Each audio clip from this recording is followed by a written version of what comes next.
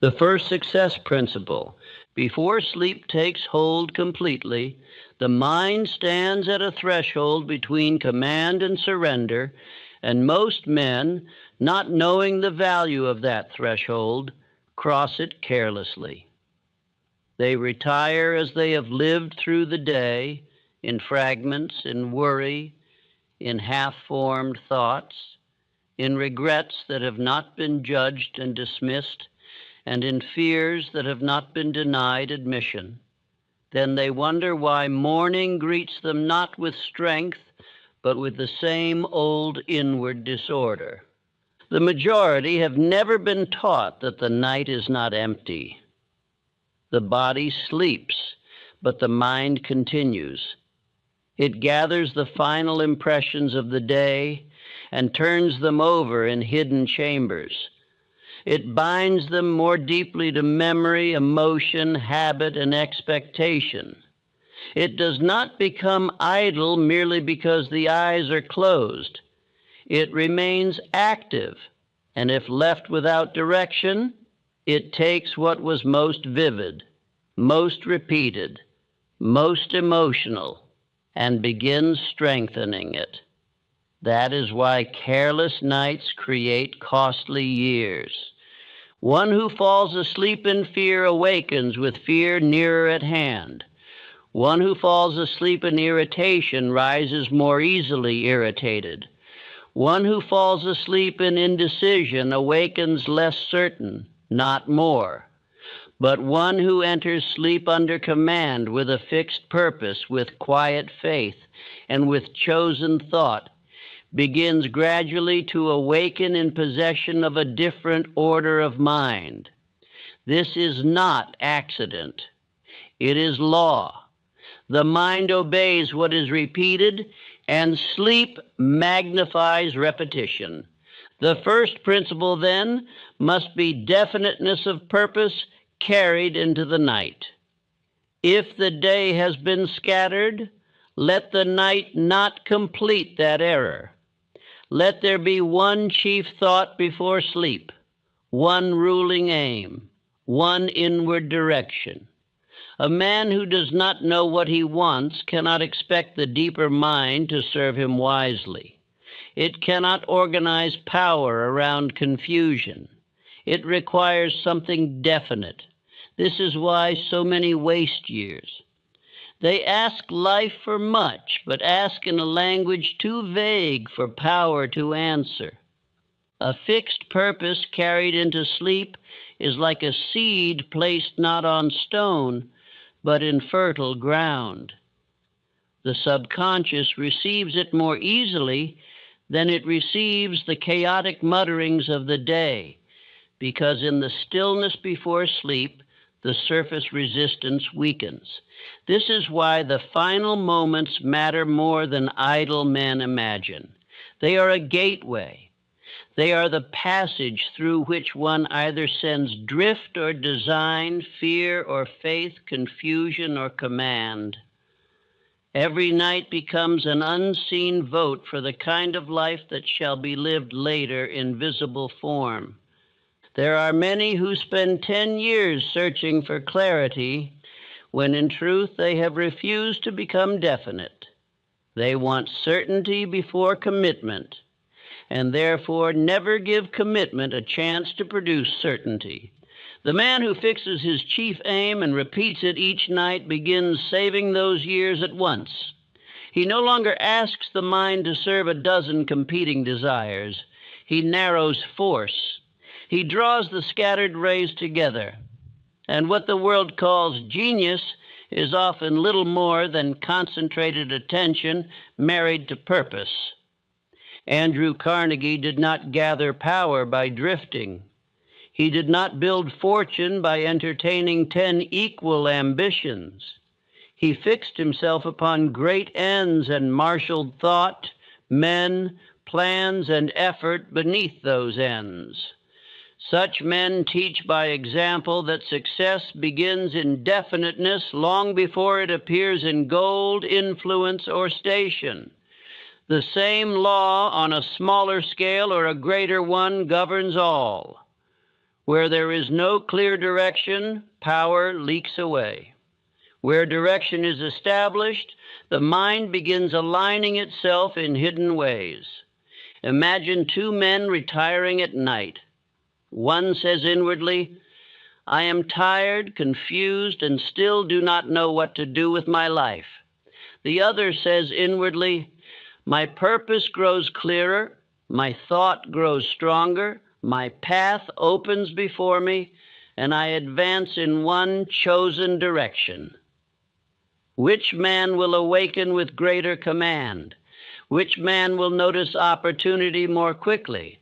Which man will speak with more steadiness the next day? The answer is plain. Yet most men never make use of it because they treat sleep as if it were separate from destiny. The listener who begins applying this principle will not always notice a dramatic change at first. Yet the effect is cumulative. A little less confusion in the morning, a little more inward firmness, a little less attraction to triviality, a little more patience with noble aims. Soon friends will hear fewer vague plans and more definite speech. Family will sense less emotional wandering and more settled intention. Even rivals, though they may not understand the cause, will notice greater certainty. For definiteness alters bearing before it alters circumstance.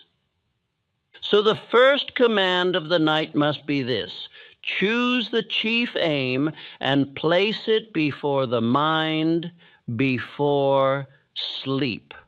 Not in weak language, not as a passing fancy, but as law. Let the final thought not be an accidental remnant of the day, but a deliberate instruction. In that way, the night ceases to be a place where old disorder is strengthened and becomes a place where new direction is quietly enthroned. This alone can save 10 years of wandering, because it begins ending drift at the root instead of merely lamenting its results. The second success principle. Once definiteness has been planted, the second principle must follow, and that is burning desire. A purpose stated without fire remains weak. The subconscious mind does not respond with greatest vigor to dry language, but to thought that has life in it, feeling in it, earnestness in it. It is not enough to say what is wanted as though reciting a list. The desire must be felt. It must be made living. It must become something greater than preference. A faint wish does not reshape life. A burning desire begins the reshaping. Many desire many things weakly, and therefore attain few things strongly. Their nights are filled with passing wishes, passing envies, passing fears, passing longings, each too feeble or too scattered to gather power. But a great achievement is born from one dominant desire held long enough, strongly enough, and often enough to alter thought and conduct. It is not an occasional yearning that changes the course of a life. It is a sustained desire that refuses to die merely because the day was difficult or the hour discouraging. Edwin C. Barnes is a model of this law. He did not casually admire Edison from a safe distance. He did not say it would be pleasing if fortune one day allowed some association. He decided that he would become his business associate. That is desire with backbone in it. That is desire that begins to issue commands to life. It was not money that first put him on the road. It was not influence. It was not comfort. It was desire fixed to a definite object, desire strong enough to ignore the mockery of appearances. If such desire is carried into the night, it begins to organize the whole nature. The mind retires under a command instead of under exhaustion alone. The emotions are given something worthy to bind themselves to. The imagination receives material for constructive work. And the next day begins less like random continuation and more like the next stage in a chosen pursuit. This is how one saves not only time, but inner leakage. One stops rising each day as a stranger to one's own destiny and begins rising as its appointed servant. Those who fail at this principle often do so because they retire at night with deluded wants. They say they desire success, yet they end the day brooding over slight injuries, envying others, rehearsing embarrassments, or sinking into triviality. Thus, their strongest emotional state before sleep is not directed toward worthy attainment, but toward weak distraction. The mind obeys what is strongest, not what is politely mentioned. So the desire must be fed. It must be stated, pictured, and felt before sleep if it is to become a shaping force. One can save 10 years by doing this alone. 10 years of weak ambition, 10 years of starting without intensity, 10 years of saying one thing in public and carrying another thing into sleep. The man who retires each night with a living desire begins to gather himself around that desire. He wastes less strength on secondary impulse. He becomes more selective. He begins to notice means, allies, books, opportunities, and duties that formerly seemed invisible because desire has begun teaching attention where to rest. The inattentive call this luck. The wise call it law. Others will notice the change before the harvest is fully visible. Family will sense more seriousness in the listener. Friends will see less fluttering from one interest to another. Companions may hear a more settled tone when future aims are spoken. Even enemies may perceive that something has stiffened within, something less easily diverted. Such changes are not theatrical. They are often quiet. But they are unmistakable because a man with desire is different from a man who merely wishes. One radiates force. The other radiates possibility without weight. So the second command of the night is this: let desire not cool before sleep. Warm it, state it, feel it, tie it to service, to achievement, to character, to worthy attainment. The body may enter rest, but let desire remain alive. Let it stand watch while the body sleeps. Let it continue burning in the hidden places of the mind. For the night magnifies what is carried into it, and the man who carries living purpose into it is already moving while others merely lie still. That is how power quietly begins gathering in the unseen hours. The third success principle. The third principle is faith, and without it, desire remains restless and uncertain. Desire says what is wanted. Faith says it can be had. Desire reaches outward. Faith stands inwardly. Many fail because they desire richly by day and doubt deeply by night. They ask for much, but retire in secret discouragement. They plant one thing and uproot it with the next breath. The deeper mind cannot organize power around contradiction. It must be fed with belief if it is to turn desire into conduct and conduct into result. Faith is not inherited merely because one admires it. It is developed. It is built through repeated suggestion, repeated expectation, repeated emotional acceptance. This is why the final moments before sleep are priceless. At that hour, faith can be cultivated more easily because the conscious mind loosens its hard argumentative grip. The suggestion enters more deeply. If the listener nightly repeats thoughts of certainty, worthiness, coming success, and lawful attainment, those thoughts gradually sink below the surface and begin operating from within rather than merely sounding noble on the lips. Henry Ford held to things others mocked. Lincoln held to things others doubted. Great men do not become so because they lived free of discouragement. They become so because faith was built stronger than discouragement.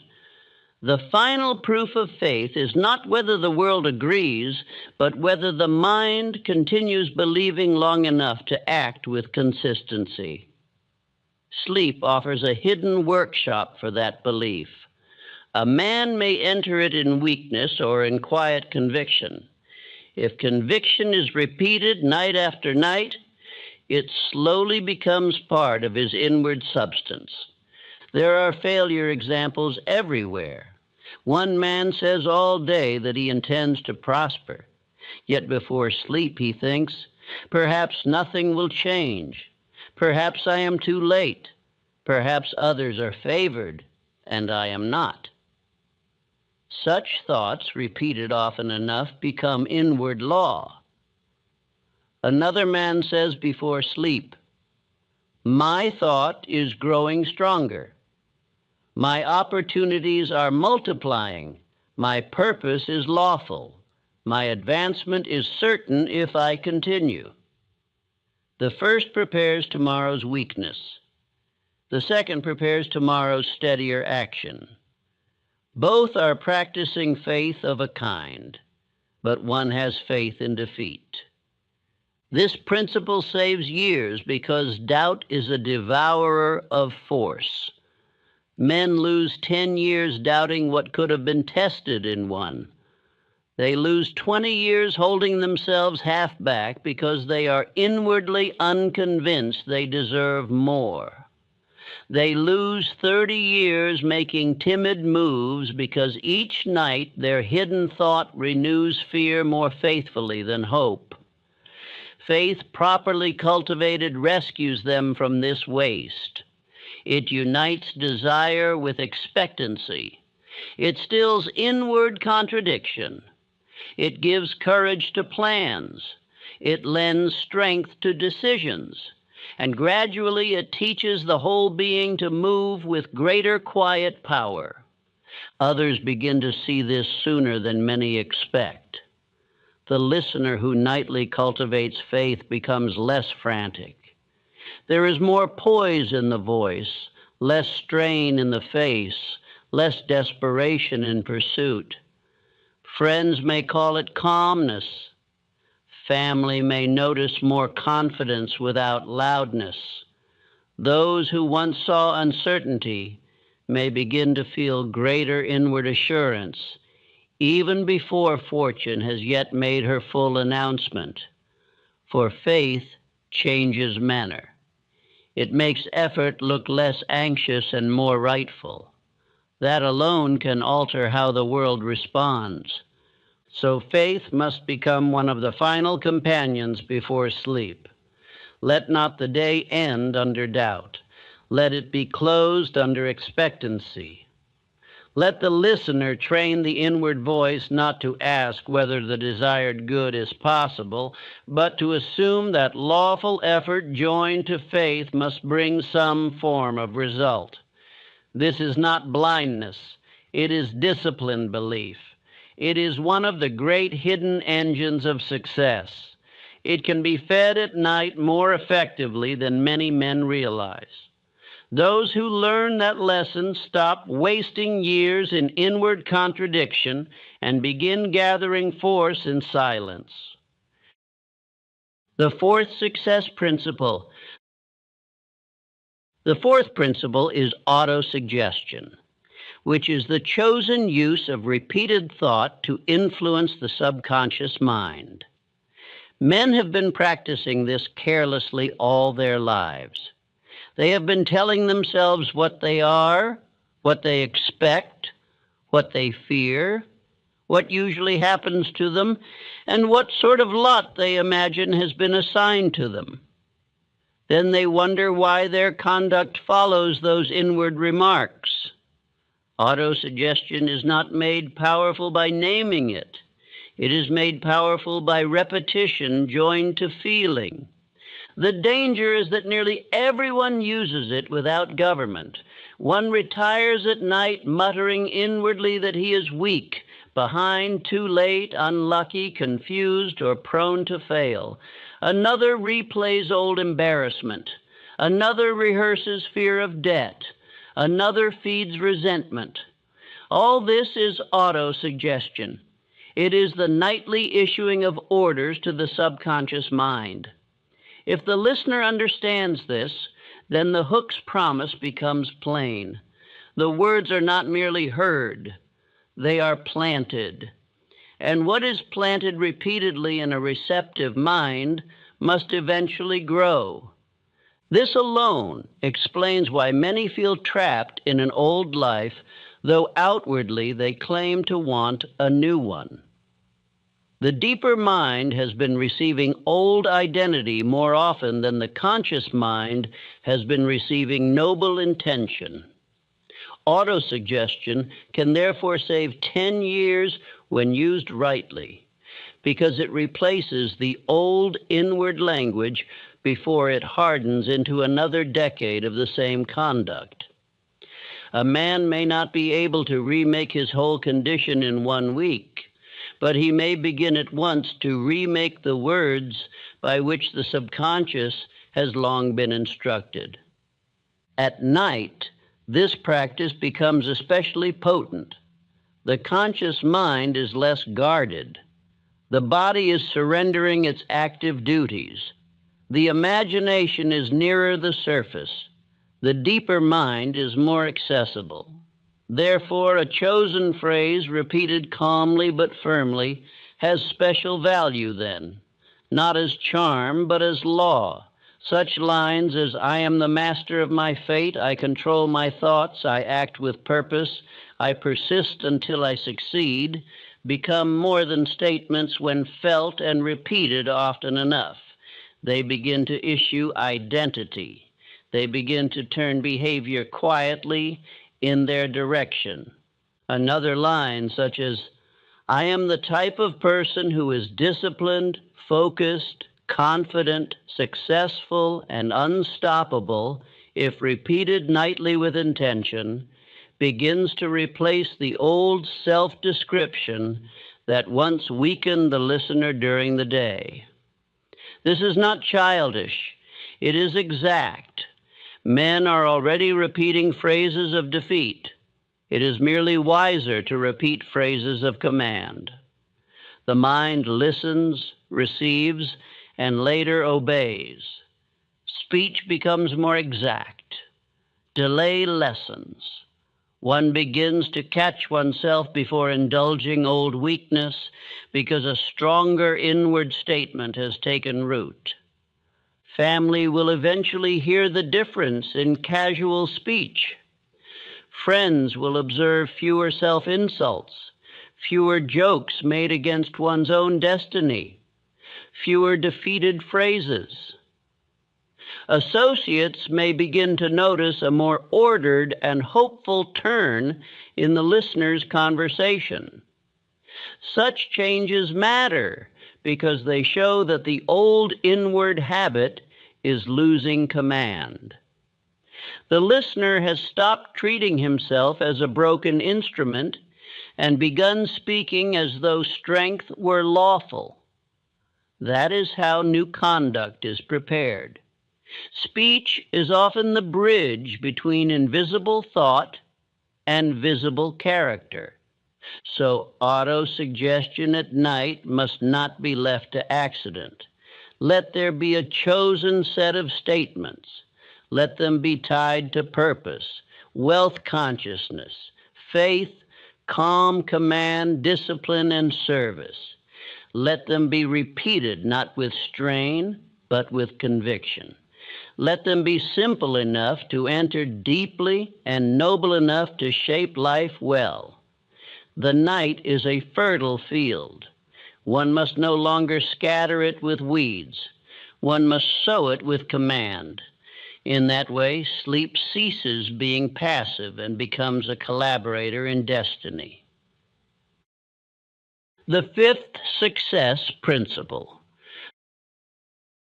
The fifth principle is the subconscious mind itself, that vast inner servant which receives the repeated impressions of thought, emotion, desire, faith, fear, and suggestion, then quietly begins working them into tendency, habit, impulse, and later result.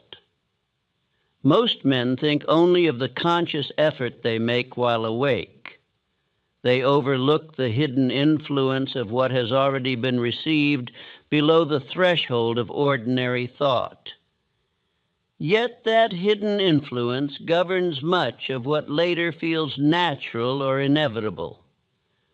The subconscious mind does not reason as the conscious mind reasons. It does not sit in debate over whether a repeated impression is noble or destructive. It accepts what is repeatedly given and acts upon it. This is why the final moments before sleep are of such value. What enters there with repetition and emotion tends to sink more rapidly into the deeper level of mind. If fear enters nightly, fear is strengthened. If peace enters nightly, peace is strengthened. If a definite aim enters nightly, that aim begins receiving hidden cooperation from within. Many men consciously want success while subconsciously expecting failure. They have asked for one destiny by day and impressed another by night. Such division wastes years. It wastes not only action, but inward force. One can save 20 years by understanding this alone. Instead of allowing the deeper mind to be trained by chance, one begins training it by deliberate thought. Instead of rehearsing old memories of insufficiency, one rehearses purpose, confidence, order, and rightful prosperity. This does not flatter the mind. It recruits it. There is a practical beauty in this. The listener begins to rise in the morning with thoughts that seem to come more easily in the right direction. The next day's chief duty appears less burdensome. A better idea presents itself unexpectedly. A difficulty seems less exaggerated. The emotional tone is steadier. This is not mysterious in the childish sense. It is mysterious only to those who have never observed how the subconscious receives and later returns what it has been taught. The strong often appear naturally strong because their inner instruction has long been different. One may imagine two merchants. One goes to bed each night muttering inwardly over losses, betrayals, scarcity, and dread. The other retires with clear plans, a firm chief aim, faith in service, and confidence in correction of errors. The first awakens defensive and narrow. The second awakens more constructive and ordered. Over 1 year, 5 years, 10 years, these invisible differences produce visible separation.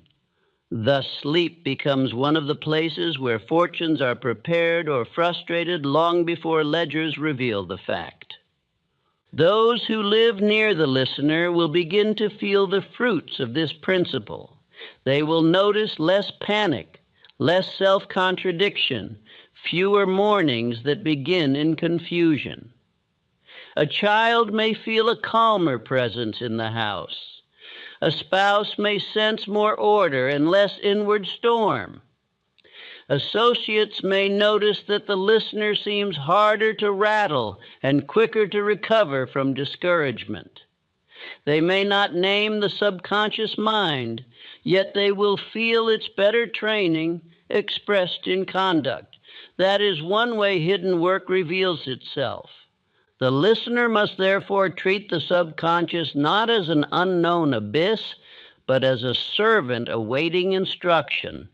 It is shaped by use. It is swayed by repetition. It responds to desire, faith, vivid picture, and emotionalized command. What is carried into the night should therefore be worthy of being returned later as instinct and tendency. This principle alone can save years of self-sabotage, years of unexplained inward resistance, years of wanting one thing and moving as if another were expected. Once the deeper mind is recruited, progress ceases to be a daily internal civil war. The sixth success principle. The sixth principle is imagination, the workshop in which desire, faith, and suggestion are clothed in visible inward form. A thought stated without image often remains thinner than a thought seen with inward vividness. The mind responds strongly to what is pictured. It rehearses what is imagined. It begins adapting conduct to inward scenes long before those scenes have become outward fact. This is why imagination is not idle fancy when guided by purpose. It is one of the chief tools by which invisible causes are given shape. Most men misuse this faculty at night. They lie down and picture what went wrong. They replay humiliation, argument, loss, criticism, and scarcity. They practice defeat with imagination and then wonder why courage seems distant at dawn. The wise man does differently. He closes the day by picturing what is sought, what is being built, what sort of man he is becoming, how he speaks, how he stands, how he handles duty, how he prospers, how he serves, how he rises. That picture, repeated often enough, begins to guide conduct lawfully. All great creators have used imagination, whether or not they fully explained it in those terms. Edison did not first produce visible inventions by staring only at what already existed. Ford did not build by worshiping limits. Men who advance must first give the mind a pattern larger than present appearance. The world later calls it foresight, genius, or innovation. Often it is simply sustained imagination governed by purpose and joined to persistent effort.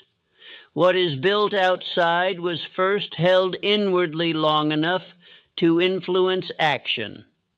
This principle can save 10 years by ending the nightly rehearsal of old disappointment. A man who constantly imagines weakness strengthens it. A man who imagines order, exactness, prosperity, confidence, and service begins to furnish the subconscious mind with material better suited to success. The picture must be definite. It must not be a vague mist of success, but a clear image. The day handled well, the duty fulfilled, the speech more direct, the account more ordered, the bearing more composed, the home more peaceful, the future more substantial. Others will notice the fruits of such imagination because the listener will begin carrying himself like the pictured self before all the outer results fully arrive. Friends will note more direction. Family will note more self-respect. Rivals may note less visible confusion and more intentional movement. This is how imagination becomes practical. It does not merely entertain the mind at night, it tutors the conduct of the day. The picture repeated often enough becomes a kind of silent rehearsal, and rehearsed dignity later appears more naturally in visible form. So the listener should be taught to close the eyes and see not old shame, but the stronger self, not debt as final master, but prosperity under law, not criticism as fate, but calm endurance, not confusion, but order, not drift, but definite movement. A well-used imagination before sleep prepares tomorrow's behavior more wisely than hours of careless worry ever could. In this way, the night becomes a gallery of chosen futures rather than a prison of repeated old scenes. The seventh success principle. The seventh principle is decision. A mind divided before sleep enters the night under conflict. It asks the subconscious to serve competing masters and then is surprised to awaken lacking force. Decision ends that division. It says, this is the path, this is the law, this is the direction, and all lesser alternatives are now subordinate or dismissed. The final moments before sleep should not be crowded with endless weighing, because weighing prolonged too far becomes a form of retreat rather than wisdom. The successful make decisions promptly and change them slowly. The unsuccessful make them slowly and change them quickly. This law is no less true at night than by day.